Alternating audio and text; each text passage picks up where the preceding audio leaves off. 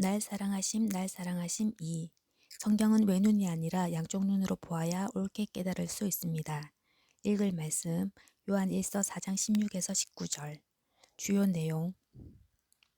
지난 시간에는 롤랜드벅 목사님의 가브리엘 천사를 만나다라는 책의 체험들이 진실하며 하나님께로부터 온 것이라는 증거들을 살펴보았습니다. 이번 시간에는 성경을 옳게 깨달으려면 하나님의 인자와 엄이라는 두 가지 관점에서 성경을 보아야 한다는 것에 대해 알아보겠습니다. 로마서 11장 22절. 하나님의 인자하심과 준엄하심을 보라. 넘어지는 자들에게는 준엄하심이 있으니 너희가 만일 하나님의 인자하심에 머물러 있으면 그 인자가 너희에게 있으리라. 그렇지 않으면 너도 찢기는 바 되리라. 바울 시대에 성경을 하나님의 인자로만 보는 사람들이 있었습니다. 그들은 하나님은 사랑이시기 때문에 한 번 구원은 영원한 구원이라고 믿었습니다. 그래서 바울이 위와 같이 경고한 것입니다. 그런데 오늘날도 성경을 하나님의 인자로만 보는 수많은 신학자와 목회자들이 있습니다. 그들 역시 똑같은 오류를 범하는데 하나님은 사랑이시기 때문에 구원받은 사람은 절대로 버림받지 않는다고 착각합니다. 하지만 이것은 바울이 직접 지적한 대로 진리가 아닙니다. 성경을 외눈으로 보았기 때문에 그런 착각이 일어나게 된 것입니다. 생명으로 인도하는 좁은 길은 좌우에는 도랑이 있습니다. 우리가 하나님의 인자 쪽으로 치우치면 불법이라는 도랑에 빠지게 됩니다. 반대로 하나님의 어미 쪽으로 치다르면 율법이라는 도랑에 빠지게 됩니다. 우리는 절대 어느 한쪽으로 치우치지 말아야 합니다. 롤랜드벅 목사님의 가브리엘 천사를 만나다라는 책은 하나님의 인자와 어미 사이에서 균형을 가장 잘 잡고 있는 책입니다. 먼저 그 책은 하나님의 인자하심에 대해서 잘 설명하고 있습니다. 그 책이 잘 증거해 주고 있듯이 사람이 우리를 보는 것과 하나님이 우리를 보시는 것은 완전히 다릅니다. 하나님은 대속을 통해서 우리를 보십니다. 즉 예수님의 의를 통해서 우리를 보십니다. 그래서 하나님께서 우리를 보실 때 우리는 거룩하고 흠없고 완전해 보입니다. 우리는 율법의 행위로 구원받는 것이 아니라 회개와 믿음을 통해 예수님의 피로 의롭다함을 받습니다. 그런데 회개가 모든 죄에서 돌아서는 것을 포함하는 것은 사실이지만 율법의 행위처럼 항상 모든 계명을 완벽하게 지키는 것을 의미하지는 않습니다. 믿음 역시 예수님을 임금과 구주로 모셔드리는 것이지만 율법의 행위처럼 항상 모든 계명을 완전하게 지키는 것을 의미하는 것은 아닙니다. 회개와 믿음은 완전이 아니라 일종의 방향 전환입니다. 즉, 죄에서 돌아서서 예수님을 주님으로 모셔드리고 그분께 순종하고 충성하며 살기로 진지한 마음으로 결단하는 것입니다. 따라서 아무도 행위로 하나님 앞에 설 수가 없습니다. 예수님의 피로 의롭다함을 받았기 때문에 거룩하신 하나님 앞에 설 수 있는 것입니다. 또 롤랜드벅 목사님은 그 책에서 하나님의 인자에 대해서 이렇게 썼습니다. 주님께서는 하늘의 대제사장이신 예수님이 사람들 사이에 일어나는 문제를 기록한 책 위에 피를 뿌려 완전히 피로 덮는 장면을 보여주셨습니다. 사람들 사이에 벌어지는 사소한 문제까지도 예수님께서 완전히 담당하셨습니다. 하나님은 우리의 결점을 보지 않고 어린 양의 피를 보시기 때문에 우리를 용납하십니다. 저는 많은 신자들이 여전히 질병과 좌절감에 고통을 받고 있는 이유가 그들이 예수님께서 그 모든 것을 완전히 담당하셨다는 것을 깨닫지 못하기 때문이라고 믿습니다. 사단의 정죄로 인해 여전히 남아있는 자신의 죄나 연약함 때문에 우리는 예수님께서 이루신 것들을 종종 놓치게 됩니다. 우리는 이런 것들에서 벗어나기 위해 하나님께서 모든 것을 이루실 것이라는 사실을 계속해서 되새겨야 합니다. 회개하고 구원받은 사람도 죄를 짓습니다.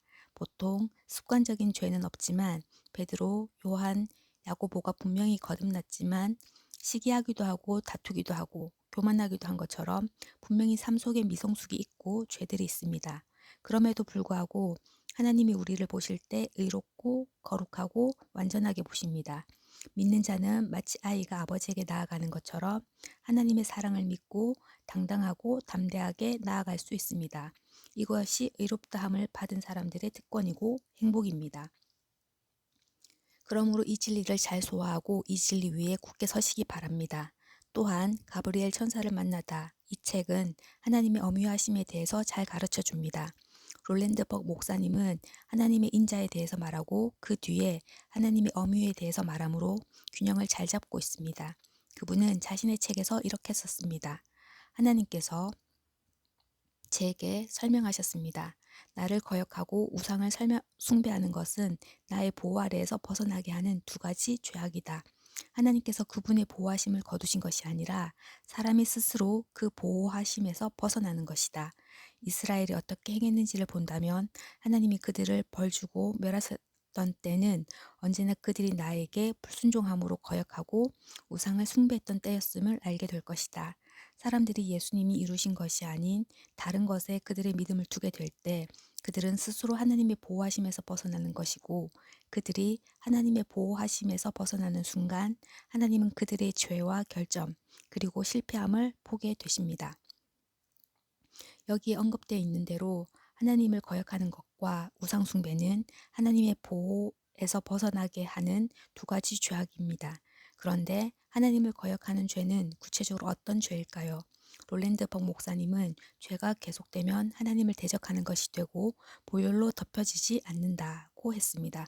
그러므로 그가 아무리 예수님을 믿고 구원받은 자라도 습관적인 죄를 범하면 위험해집니다. 어떤 죄든지 죄를 고집하고 지속하게 되면 그것은 하나님을 대적하는 것이 되어 예수님의 피의 효력을 없게 만들며 주님의 보호에서 떠나게 만듭니다. 우리는 이것을 두려워해야 합니다. 이것이 진리의 양면성입니다. 그런데 이것은 이스라엘 백성에게서 극명하게 나타납니다. 먼저 하나님의 인자부터 말씀드리면 발람이 발락 왕의 사주를 받아 이스라엘을 저주하려고 하다가 이렇게 고백했습니다. 민수기 23장 21절 야곱의 허물을 보지 아니하시며 이스라엘의 반역을 보지 아니하시는도다. 하나님은 거룩하십니다. 그런데 그분이 말씀하시기를 야곱의 허물을 보지 않고 이스라엘의 패역을 보지 않는다고 하셨습니다. 이것이 바로 의롭다함입니다. 우리가 진실로 회개하고 예수님을 믿으면 주님이 우리에게 의로움을 더입혀 주십니다. 흠없고 아름답고 완전하고 사랑스럽게 보아주십니다. 이것이 바로 예수님의 피의 능력입니다. 그런데 동일한 이스라엘 백성이 발람의 괴계에 빠져 우상 숭배하고 간음했을 때 어떻게 되었습니까? 과연 그들이 안전했습니까? 아닙니다. 그들 중에 연병으로 죽은 자만 2만 4천 명이었습니다. 그들 중 많은 사람들이 멸망당했습니다. 그러므로 오늘날 교회 안에 널리 퍼져 있는 하나님은 예수님의 피를 보시지 우리의 허물과 죄를 보지 않아. 그러므로 우리는 죄를 지어도 절대로 버림받지 않고 무조건 천국에 간다. 이것은 진리가 아닙니다. 비성경적이고 잘못된 교리입니다. 고린도전서 10장 1에서 12절 그들 중에 어떤 사람들이 음행하다가 하루에 2만 3천 명이 죽었나니 우리는 그들과 같이 음행하지 말자. 그들 가운데 어떤 사람들이 주를 시험하다가 뱀에게 멸망하였나니 우리는 그들과 같이 시험하지 말자. 그들 가운데 어떤 사람들이 원망하다가 멸망시키는 자에게 멸망하였나니 너희는 그들과 같이 원망하지 말라. 그들에게 일어난 이런 일은 본보기가 되고 또한 말세를 만난 우리를 깨우치기 위하여 기록되었느니라. 그런즉 선줄로 생각하는 자는 넘어질까 조심하라. 분명히 바울은 이 사건들이 우리의 거울 혹은 말세를 맞는 우리의 경계로 기록되었다고 말했습니다. 성경에서 말세는 예수님의 초림에서 재림 사이의 기간을 가리킵니다. 그러므로 오늘날도 구원받은 사람이라도 죄에 빠지면 버림받을 수 있다는 것을 알아야 합니다. 그것이 성경이 말하고 있는 참 진리입니다. 하나님의 말씀은 좌우의 날성검입니다. 그래서 진리에는 양면이 있습니다. 진리의 한 면은 하나님의 인자하심이고 또 다른 면은 하나님의 엄유하심입니다. 그래서 바울이 하나님의 인자와 엄유를 보라고 말한 것입니다. 우리에게 필요한 것은 거룩한 동시에 자유한 것입니다. 자유하면서 방종하는 것이 아니라 거룩을 추구하면서도 자유한 것입니다. 그것이 올바른 것이고 하나님이 진정으로 원하시는 것입니다. 그런데 그것은 하나님의 인자라는 외눈이 아니라 인자와 엄유라는 양눈으로 성경을 볼 때 가능해집니다. 그러므로 이제부터는 늘 하나님의 인자와 엄유라는 두 가지 관점에서 성경을 보시기를 바랍니다. 나눔과 적용 1. 성경은 우리에게 하나님의 인자하심과 준엄하심을 보라고 말합니다. 하나님의 인자하심을 내세워 죄를 방치하거나 합리화하지는 않았습니까? 습관적인 죄를 회개하지 않고 주께로 돌아가기를 거부하는 마음이 있지는 않은지 살펴보고 이 시간 받은 은혜를 나누어 봅시다.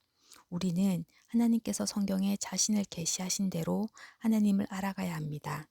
하나님의 인자와 엄위라는 균형 잡힌 시각을 통해 말씀을 올바르게 깨닫고 또한 그 진리를 담대하게 전하는 성도가 되도록 기도합시다.